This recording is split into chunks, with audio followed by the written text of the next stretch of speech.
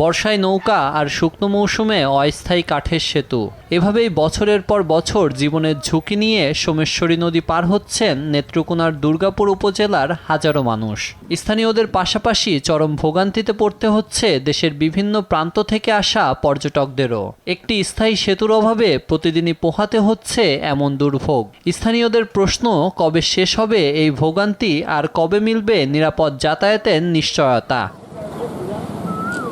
সোমেশ্বরী নদীর উপর স্থায়ী সেতু না থাকায় সবচেয়ে বেশি দুর্ভোগে পড়েছেন দুর্গাপুর পৌরসভা, কুল্লাগড়া ও গাওকান্দিয়া ইউনিয়নের অন্তত 50 গ্রামের বাসিন্দা।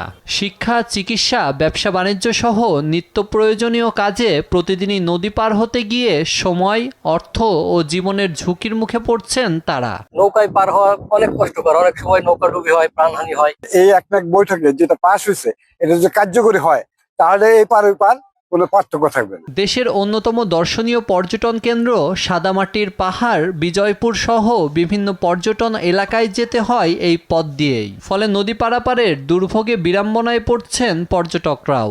অসুস্থ যারা এদেরকে নিয়ে যাওয়া খুব কঠিন হয়ে যায়। রাত্রে 12টা-1টার সময় কারো হার্টের সমস্যা হয় বা ডেলিভারি রুগী আসতে পারে না, তখন মারা যায় বা সমস্যা হয়।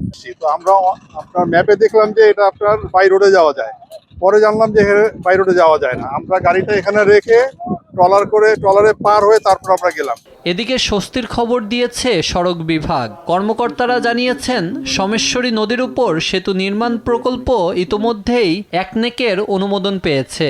টেন্ডার প্রক্রিয়া শেষে দ্রুতই শুরু হবে নির্মাণ কাজ। সোমেশ্বরী নদীতে ব্রিজ নির্মাণের জন্য একটি প্রকল্প ইতিমধ্যে একনেক কর্তৃক অনুমোদিত হয়েছে এবং যেহেতু প্রকল্পটি একনেক কর্তৃক অনুমোদিত হয়েছে এবং খুব দ্রুতই এখন দরপত্র আহ্বানের মাধ্যমে ব্রিজ নির্মাণ কাজ শুরু হবে।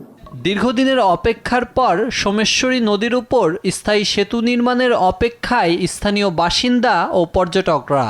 তাদের প্রত্যাশা, দ্রুত নির্মাণ কাজ শেষ হলে কমবে দীর্ঘদিনের দুর্ভোগ, নিশ্চিত হবে নিরাপদ যাতায়াত। নিউজ ডেস্ক, দেশ টিভি।